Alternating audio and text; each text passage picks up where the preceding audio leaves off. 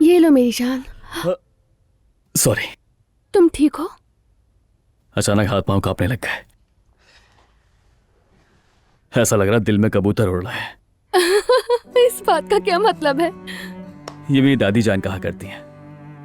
वो हमें बचपन में सोने से पहले हमेशा अपनी और दादा के इश्क की कहानियां सुनाया करती थी। कहती थी दादा को देखते ही जैसे दिल में कबूतर उड़ने लगते हैं, हाथ पांव जैसे सुन हो जाते, जबान बंद हो जाती थी। हमेशा कहती थी कि बड़े होकर समझोगे ये सारी चीजें, और उनका कहना बिल्कुल सही था। अगर कभी दिल में कबूतर उड़ते महसूस हो तो समझ जाना, वही असल मोहब्बत है। मैं सुनती हूँ उनकी आवाजें। जब भी तुम्हें देखती हूँ या सोचती हूँ तो दिल में फड़फड़ाने लगते हैं। मैं उन्हें जिंदा रखने और सुनने के लिए सब कुछ करूंगा मेरी जान।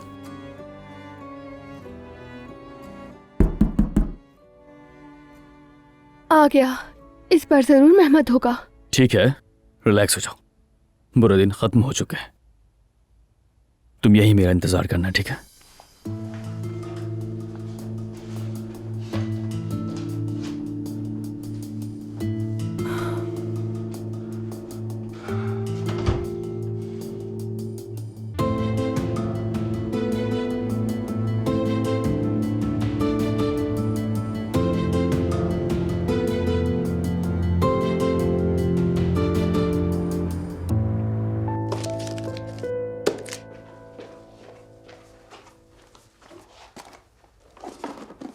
खालदा साहिबा, आपने तोहफा रखा ही नहीं, पैकेट तो खाली है। सच में? मालूम है मुझे बेवकूफ नहीं हूँ। वैसे भी कभी ना खुलने वाले पैकेट पे भला क्यों खर्च करूं मैं? पैसे ही बर्बाद होंगे मेरे।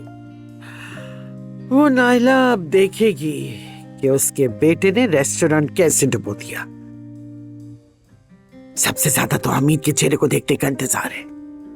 सब देखेंगे कि कैसे खालदा उनके बेटों की इज्जत बाजार में ले आई। सब देखेंगे।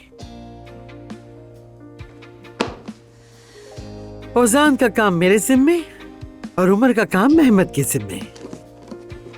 ये लोग रेस्टोरेंट जा रहे हैं, लेकिन वो तो छिन गया है। मैं नासली को फोन करूं ताकि वो ओजान को बचा ले, शायद उसकी नजर में जगह बना ले।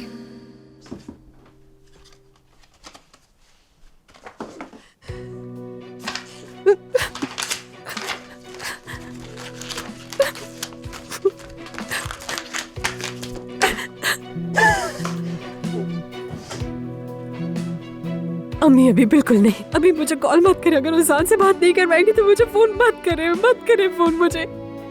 जुमाला को तो कम से कम हरा दो बेटी। फोन उठाओ, फोन उठाओ।